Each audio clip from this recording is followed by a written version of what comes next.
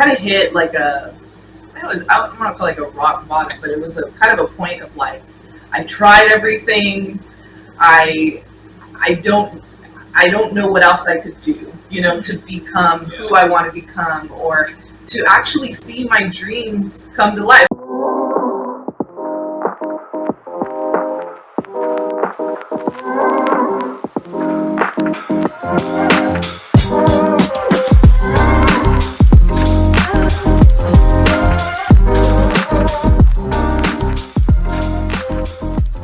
Welcome everybody to Talk About Rooted podcast. My name is Eric from Sorrow 23 Apparel and S23 TV.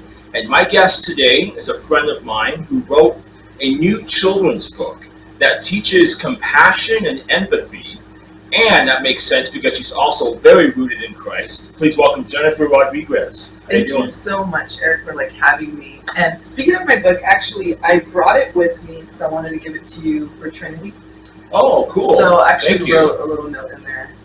Oh, thank you so much. So this is it. Appreciate that. Awesome. So there it is, right there. Nice to meet you, Allie Cat.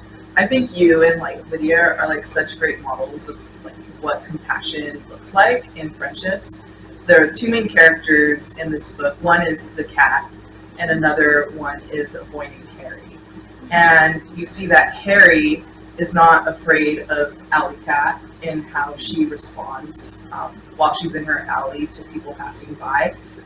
She was dubbed Scary Cat by passerbyers, but Harry is not afraid to wave to her, say hi to her, and approach her.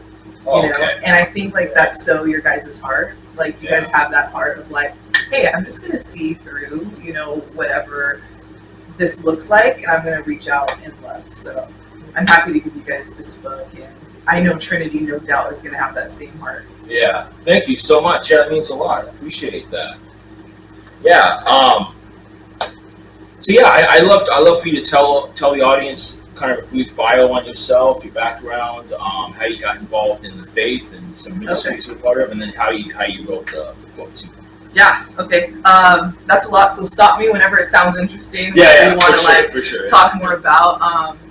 Yeah, so I became a follower of Jesus, I would say, in 2014. That's when I really decided, hey, I'm going to read the Word, I'm going to join an internship group, I'm going to get plugged in every way that I can and understand who this Jesus is, right? So I would say that, I definitely became a Jesus follower in 2014. I probably raised my hand in an altar call maybe a few years before that, but I always say 2014.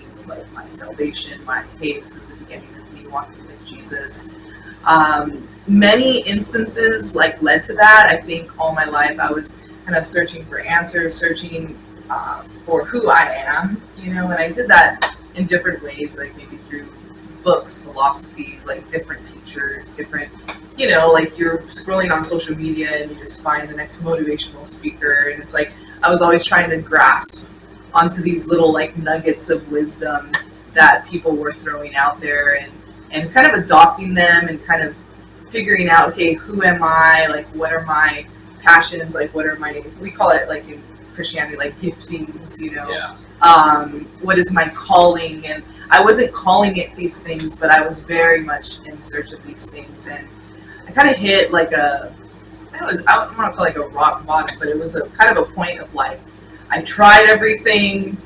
I don't know what else I could do, to become who I want to become, or to actually see my dreams come to life. Even my book, right?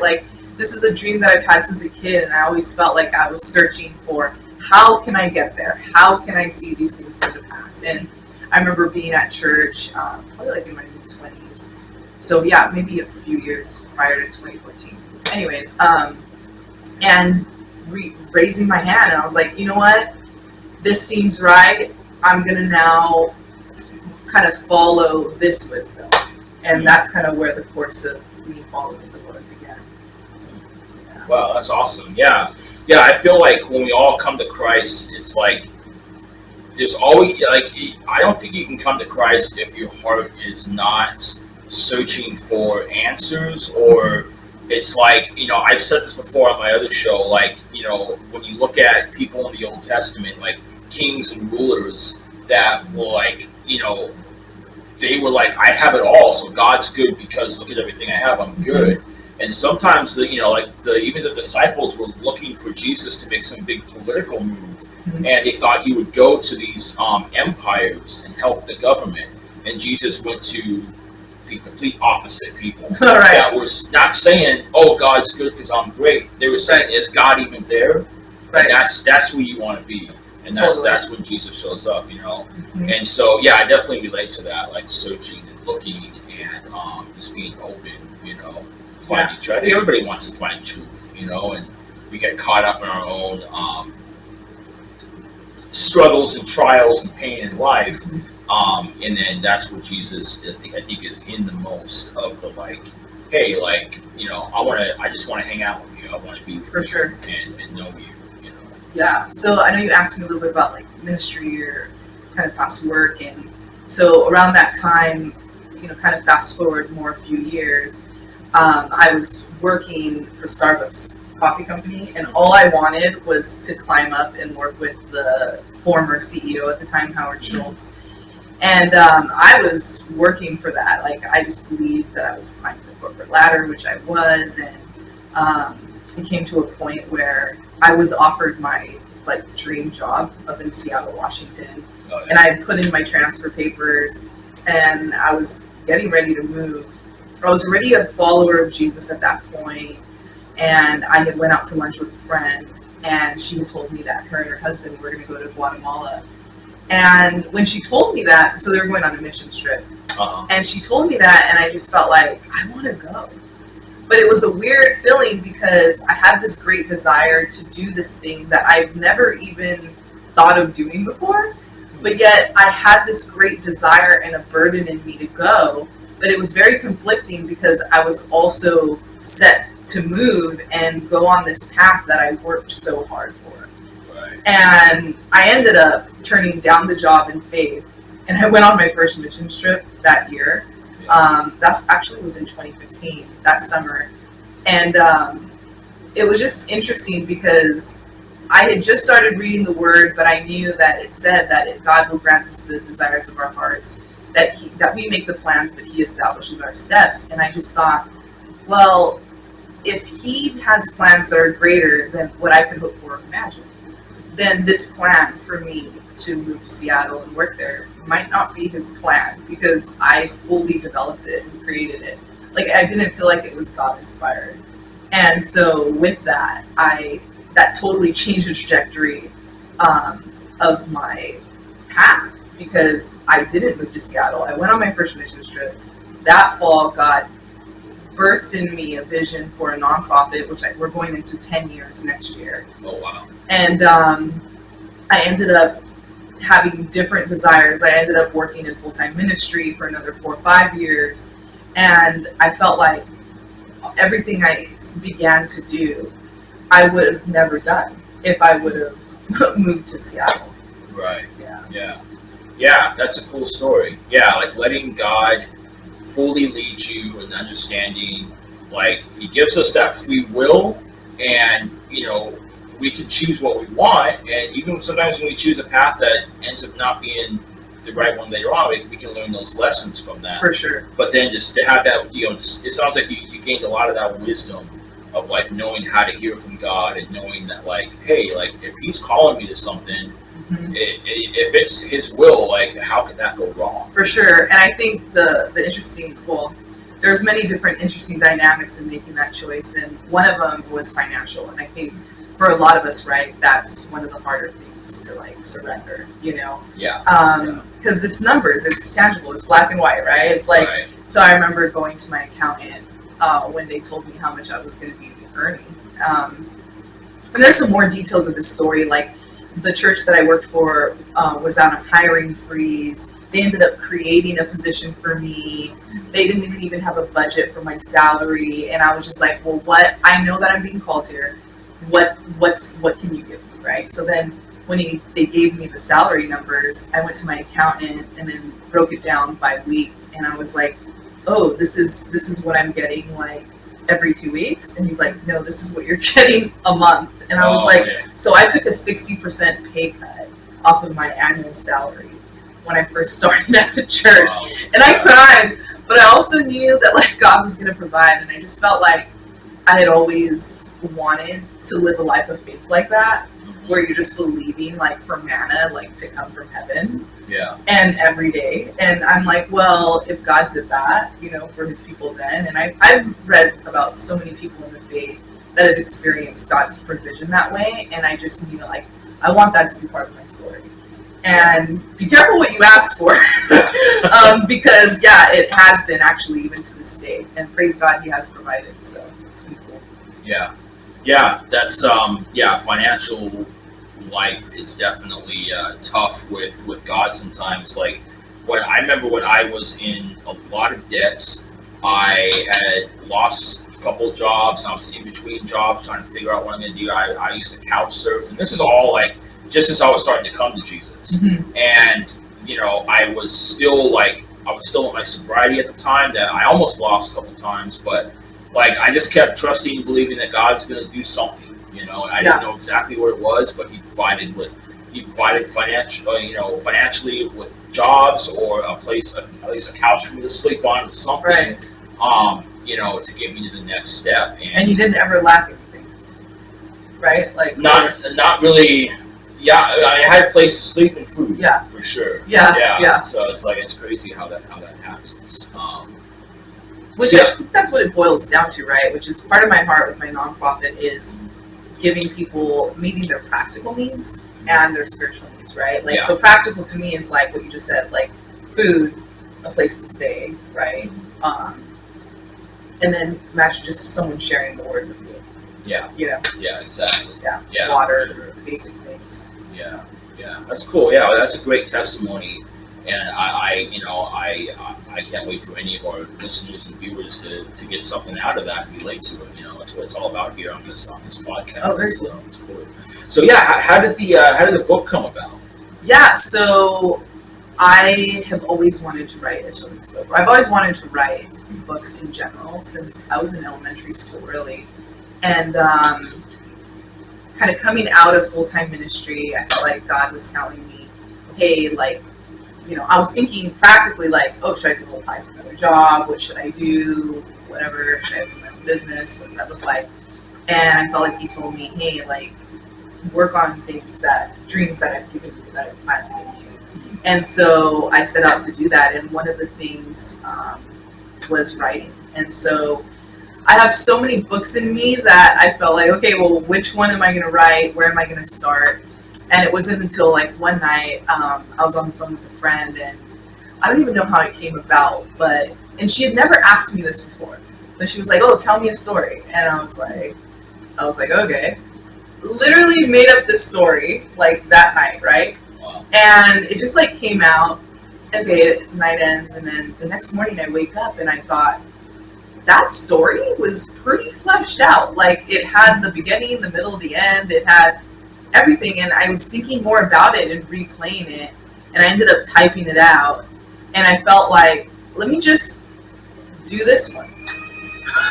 So I actually wrote the story, linked up with an editor. She helped me like flesh it out even more and develop it into something that is like readable and enjoyable for kids, and that's really how it came about. And I feel like God has done that. He's been like gracious to give me like ideas in its completion, and I think what's been hard for me is the actual act of following through on it. So like with my nonprofit organization, he had given me a vision while I was worshiping in church, and he was like, go back to Guatemala, wash feet, give everyone a pair of shoes. And I was like, all right. I didn't know how I was going to do that.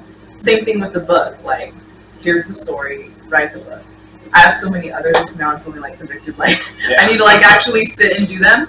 But I feel like for me, the gift behind this book for me was like the act of just surrendering to like the process and not thinking so hard about it. Like, and I think that's what we, like, people and me, tend to get hung up, right? It's like God gives a vision, but it's like, but what about this? What about that? But what about finances? What about time? What about connections? What about process? What about outcome? What about this? And I just felt like, for me, I've seen the way that God has moved, like with my nonprofit, with this book, and other areas of my life, is like, as long as I just say yes and I just take little steps, he just provides answers and people and resources and helps get it done. So I practiced that with this book, and I just said, okay, I'm just gonna write it. I'm gonna finish it. I'm not gonna think too much about it. Like so many thoughts of like, oh, but this is my first book. You know, the type of first book I wanted to write was this, but it's gonna be this, and you know, just like getting in your head about how monumental the first one is, and it should be all these ways. And it's like, no, I'm not going to do any of that. And I just wrote it, and I took it step by step, took it to the editor, illustrator, and my illustrator is amazing. And we talked about it in detail. Like, we talked about color theory, we talked about the feeling of the characters, we talked about the texture of the pages. You know, we went into detail with this, so I'm not trying to say like we just YOLO'd all the way through, you know? Right, but we kind of did. We're just like, we're going to trust our instincts, and we're going to talk about things in detail, and then we're just going to go with it, and we're not going to think twice again. You know what I mean? So I think there's some beauty in like really thinking things through in a moment, and then trusting the release of that after, and then like moving on to the next thing. So that was something fun that I experienced with my book. Really, that I need to repeat again and again with more books coming up. Yeah, for sure, absolutely. Yeah, so the is there pictures on the inside? Yeah, so it is a picture book. On the inside, right? Yeah. So there is a So the story is this cat named Allie, and so she's like the one that people don't want to approach, right? She's known as Scary Cat. There's one good. So this is kind of like. So she just hisses, and then some of the kids start to like dub her, like call her Scary Cat, because of how she reacts and responds. But really, so you see like the kids, like just like scared, like as they're like seeing her, and really like that comes from past trauma, you know. So she was pretty much abandoned in this alley, like her mom or whomever, like went out searching for food every day. She's left to like tend to herself. So like what happens, you know, like she just learns how to protect herself, and she's scared. She doesn't grow up with that kind of like nurturing or interaction. And so you see that in her behaviors. And I think it just models like what rings so true to like us as people, you know, like when we have our own traumas and triggers, right? And we may react and respond to people that just want to love us or try to help us. But if walls are up, you know, that's really hard. And so I wanted to portray that, you know, in a very simple way. Because I know for me, when I've had friends or loved ones react in that way, I didn't know what to do. You know, when someone's like, get away from me, like, you know, or responding like Allie, like, my response is like, oh, like, let me hug you, let me love you. But they don't want that, like, in the moment. You know what I mean? Right. And so I wanted to show, like, just some practical ways to respond to that. So that's where the next character comes in. His name is Harry, where he very just simply, just kind of with a compassion and persistence, though, says hi to her. Continues to say hi, you know, every time he passes. Or when he approaches, the way that he talks to her, what she said, what he says, you know. Always like very validating, always like, oh, like, can I help you?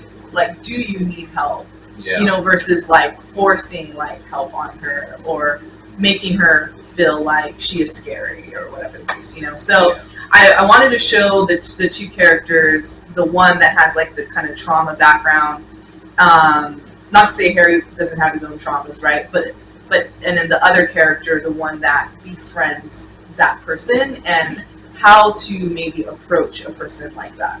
Yeah, that's really cool. Yeah, those are very, very practical things, and a lot of that is in life with people for sure. So I love how it's relatable in that way, and it kind of, you know, it transcends into into our lives. A lot of that reminds me of there's a group called the Grace Group that is that's actually where we met at this. And I've had Dave Dickens on the show, so we talked about Grace Group. So yeah, I mean, there's so many cool things we get to learn there that is like what you're putting into these characters and stories. So how do you, like, in your own life experience, in your own traumas or backgrounds of things you've walked through, how much of that have you put into the story? Yeah, I think the example between Harry and the Allie Cat is something that I've experienced. So, yeah, with someone that I love in my life, I didn't understand how to best support them, and I wasn't really, I had to learn in my life, not just with this person, but several people now I recognize how I did it wrong, right? Yeah. Where, like, I wasn't a question asker. I was more of like a fixer, like a teller, you know what I mean? Yeah. And so I didn't approach many people in my life. Now I can look back and realize with that kind of just like a pause, right? Where it's like, okay, let me assess the situation. Let me hear what you're saying, and then let me ask questions. And let me ask, would you like my opinion? Can I help you in some way? Would you like to talk about it? I think for me, I was always very much of, like, prior to learning this, and I'm no master to this day, but I would just say, like, oh, well, talk about it. It'll make you feel better. Or, like, tell me what's going on. Or let me help you. Here's the solution. And I think I've realized, so back to your question of, like, how much of, this is from my own life. And I want to say very much, like, all of it in a way. Yeah. You know what I mean? I think for the most part, it comes out of a recent learning over the last couple of years of be a better question asker, be a better listener, first and foremost. I've even learned, we've heard in Grace Group, like, the people that have felt the most supported by a loved one, the loved one just sat and listened. Yeah. And that's so contrary to what I thought would be helpful. Still to this day, almost, it's like you want to, like, give advice or fix or share. So it comes from that. But also, I've been Allie Cat also. You know what I mean? Like, I've been the one that's, like, isolating. I don't need help. Or maybe I don't want to ask for help. I'm so independent. And so I've been that. I've been Allie Cat also. So, and I think we all have in different ways. So, yeah, this very much comes from my experience and, like, my learnings. Yeah. That's cool, yeah. So what age would what age would kids need to start to be reading this? Like, is it like a certain, or is it just for any kid? I would say, like, it could be for anyone, but it is written on a third grade, like, reading comprehension. Okay. Actually in the back. So my sister is a fourth grade teacher. Okay. And so let me get to the back here. There's actually some questions that you can ask after, like, you read the book.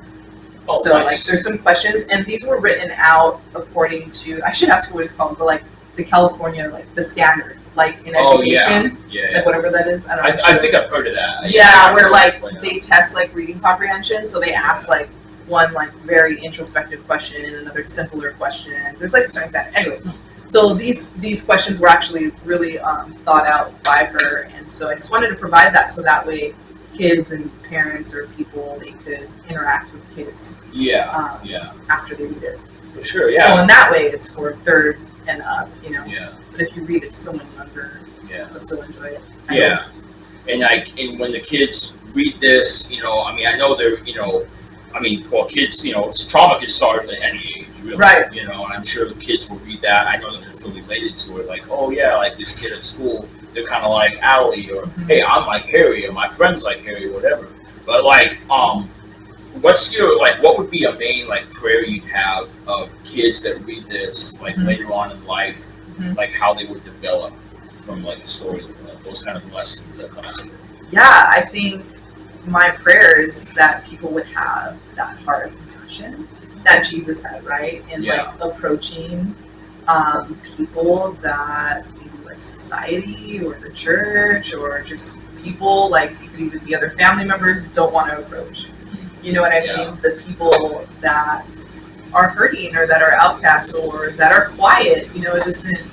It's just the people that, yeah, are different. I feel like go on and on, like descriptives, but Yeah, you know what I sure. mean? Where it's Yeah. like, yeah, and I think when people aren't, you know, the friendly, extrovert, like social, it's like maybe we find it harder to like Yeah. approach or relate. So I think my heart's prayer is that people would become the friend that Jesus would have us become to other people, but also that people in need of a friend would be open to receiving friendship and community, because that's huge. So it's kind of twofold. My prayers for like both people.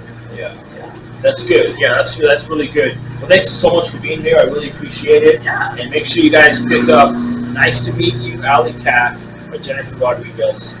It's in stores, online. Yeah, online where books are sold. So we go to Amazon, Walmart, Cool. Books A Million. Yeah. Yeah. Awesome. Well, thank you. I really appreciate Yeah, thank you guys so much. it. Take care, guys. Bye.